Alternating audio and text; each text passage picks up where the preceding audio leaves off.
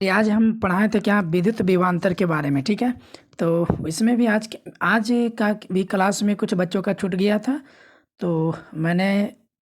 Class से में जो पढ़ रहे हैं बच्चे का कॉपी से ही पीडीएफ बना करके रिकॉर्डेड कर दिया। ठीक है, तो आप लोग इसे कंप्लीट कर लीजिएगा जिनको भी छूट गया हो। तो सबसे पहले यहाँ आज हम लोग पढ़े थे विद्युत विभवांतर के बारे में, जबकि कल पढ़े थे विद्युत विभव के बारे में। ठीक है, तो देखिए विद्युत विभवांतर क्या होता है। तो जब कोई दो बिंदुओं के बीच विभवांतर के माप उससे बिंदु यानी उस कार्य से होती है, माप उस कार्य से होती है जो प्रत्येक या बेस को ना एक बिंदु तक लाने में किया गया कार्य होता है, उसको हम लोग विद्युत विभवांतर बोलते हैं। या इससे सिंपल ये परिभाषा है। ठीक है, किन्हीं दो बिंदुओं के बीच ठीक है, किन्हीं कई बिंदुओं के बीच, दो बिंदुओं के बीच प्रति इकाई आवेश को एक बिंदु से एक बिंदु तक, एक बिंदु से दूसरे बिंदु तक एक बिंदु से दूसरे, यहाँ पर होगा एक बिंदु से दूसरे बिंदु तक ले जाने में किया गया कार्य को विद्युत विभवांतर कहते हैं। मैंने क्या बोला कि किन्हीं दो बिंदुओं के बीच प्रति इकाई आवेश को एक बिंदु से लेकर दूसरे बिंदु तक ले जाने में किया गया कार्य को विद्युत विभवांतर कहते हैं। विद्युत विभवांतर अंतर क्या होता है, जब तक दो बिंदु नहीं होगा तो दो बिंदुओं के बीच एक मतलब कि प्रति इकाई आवेश को ना क्या करेंगे कि एक बिंदु से दूसरे बिंदु तक, यहाँ से लेके यहाँ तक ले जाने में दो बिंदुओं के बीच में जो कार्य हुआ तो उसी को बोलते हैं विभवांतर। तो विभवांतर जब भी होता है तो दो बिंदुओं के बीच तो यहाँ तक लाने में, ठीक, जैसे यहाँ पर देखिए समझिएगा यहाँ पर जो है एक यहाँ पर ले लिए बिंदु और एक यहाँ पर, तो दो बिंदुओं के बीच यहाँ पर कार्य हो रहा है, तो यहाँ से लेकर के यहाँ तक ले जाने में जो किया गया कार्य फिर ले जा सकता है यहाँ। तो दो बिंदुओं के बीच में यहाँ तो कार्य हुआ होगा ना इसके बीच में, तो इसके बीच में किए गए कार्य को भी विभवांतर बोलते हैं।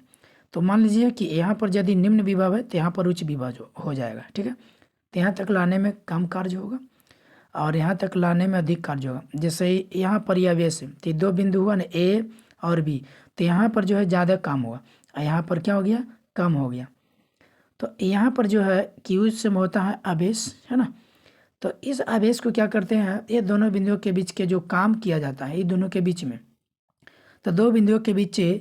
आवेश को एक बिंदु से लेकर के फिर दूसरे बिंदु तक या यहाँ से यहीं तक लाइए, तो उसके बीच जो कार्य होता है उसको बोलते हैं विभवांतर बोलते हैं। ये हो गया निम्न विभव, ये हो गया उच्च विभव। जितनी नज़दीक रहेगा आवेश से वो उच्च होगा और दूर जैसे जैसे जाएगा वैसे वैसे निम्न विभव होते जाएगा। ठीक, इसका देखिए फार्मूला बन गया, इसी तरीक़े से होगा V बराबर W/Q। ठीक है, यही फार्मूला है। आप या तो V ऐसे भी लिख सकते हो क्योंकि यहाँ पर दो बिंदु हुआ था ना, A हुआ था और एगो B, तभी A बराबर क्या जगह W/Q, समीकरण का भी बराबर कर देना है WV/Q, यानी WB ने यहाँ B सिंबल नीचे दिखाना, दो बिंदु हो रहा है और WS हो गया एक बिंदु, यानी एक बिंदु यहाँ, तो दो बिंदुओं के बीच किए गए कार्य होता है ना। तो यहाँ से समीकरण 1 और 2 से मिलेगा V बराबर WA माइनस WB/Q। तो इसी को हम लिख सकते हैं क्योंकि बताइए कार्य में कार्य घटाइएगा तो कार्जन मिलेगा, तो W से कार्य होता है तो कार्य बटा क्या हो जाएगा, आवेश। Q से आवेश होता है ना,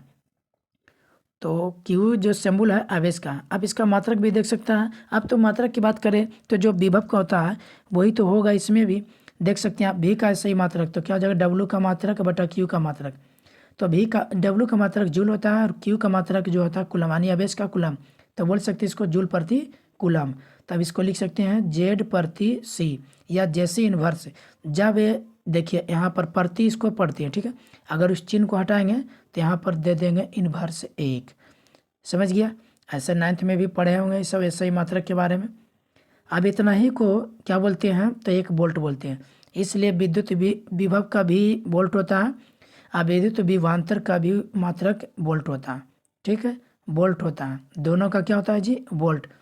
तो मैंने यहाँ पर लिखा दिए होंगे नोट में कि विद्युत विभव और विद्युत विभवांतर दोनों का सही मात्रक वोल्ट होता है। दोनों का सही मात्रक क्या होता है, वोल्ट होता है। अब एग्जाम्पल समझिए, 12 वोल्ट विभवांतर को दो बिंदु के बीच 2 कूलम आवेश को ले जाने में कितना कार्य होगा। तो देखिए यहाँ पर विभवांतर दिया हुआ 12 वोल्ट आवेश दिया हुआ 2 कूलम और कार्य निकालने के लिए बोला कितना कार्य होगा, ठीक ना। तो आप जानते हैं सीधा सा फार्मूला, देखिए यहाँ से दो बिंदुओं के बीच क्या अंतर है ना, बी यानी विभवांतर, तो डब्लू बटा क्यू होगा ना, डब्लू बटा क्यू, या इसको भी लिख सकते हैं है ना। तब हमें निकालना क्या, कार्य, तो क्यू को इधर क्या करेंगे, भेज देंगे, तो भी गुना क्यू हो जाएगा ना, और इधर आ जाएगा क्या, डब्लू, तो डब्लू बराबर क्या हो जाएगा, भी इंटू क्यू हो जाएगा ना।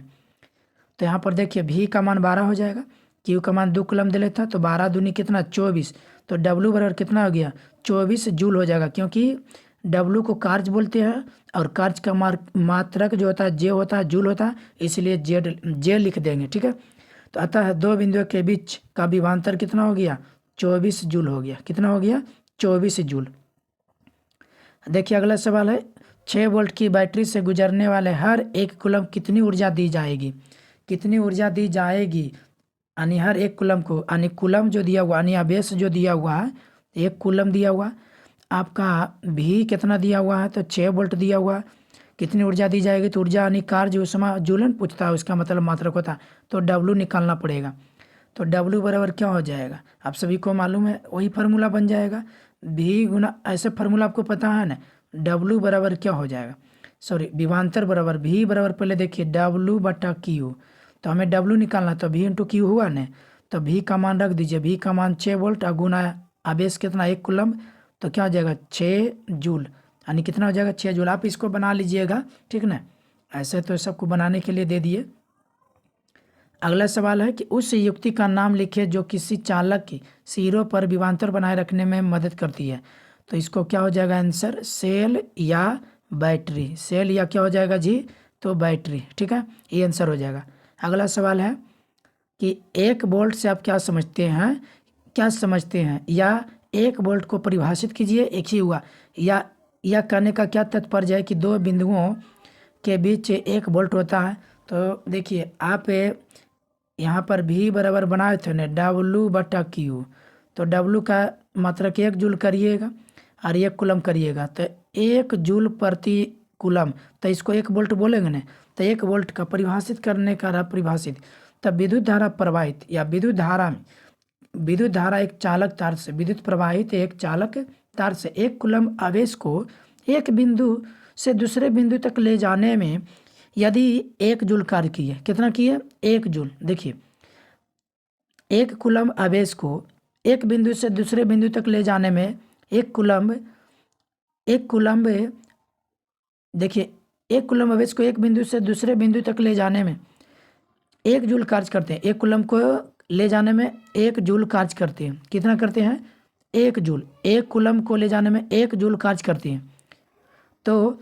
विभवांतर के बीच 1 वोल्ट कार्य होगा, बिल्कुल राइट। देखिए यहाँ पर 1 कूलम यहाँ पर जो है, देखिए यहाँ पर उल्टा फॉर्मूला लिख दिए, आपका भी बराबर क्या होता है जी, तो डब्लू बटा क्यू, तो कितना है जो कि कार्य कर रहा है, कितना कूलम का, जूल का, तो 1 जूल का, तो 1 जूल हो जाएगा ऊपर में, कूलम कितना ले जा रहा है, तो 1 कूलम, तो यहाँ 1 कूलम हो जाएगा, तो यानी हो जाएगा यहाँ पर क्या, तो 1 कि ये गाढ़ा सूख जाएगा, 1 जूल प्रति कूलम, 1 जूल प्रति कूलम, तो इतना को क्या बोलेंगे 1 वोल्ट होगा कि नहीं, तो ये परिभाषित है, परिभाषित क्यों समझिएगा, विद्युत धारा प्रवाहित एक चालक है, विद्युत धारा प्रवाहित, देखिए विद्युत धारा प्रवाहित एक चालक तार से 1 कूलम आवेश को एक बिंदु से दूसरे बिंदु तक ले जाने में यदि 1 जूल कार्य होता है, 1 कूलम है ना, 1 कूलम में 1 जूल कार्य होता है, तो हम कह सकते हैं दोनों बिंदुओं के बीच के जो विभवांतर होगा वो 1 वोल्ट होगा, अर्थात यहाँ दिखा दिए भी बराबर डब्लू बटा क्यू होता, तो भी बराबर 1 जूल हो गया, यानी 1 जूल हुआ ना, 1 कूलम, इतना ही ले जा रहा है ना, 1 जूल और कोची 1 कूलम, 1 जूल और 1 कूलम, तो बराबर क्या हो जाएगा 1 वोल्ट हो जाएगा। तो आज के मैंने ये इतना ही तक पढ़ाए थे, आप लोग इतना कंप्लीट कर लीजिए, ठीक है, क्लास को मिस ना कीजिए, ठीक है, बस यही विनती करते हैं आप लोगों से।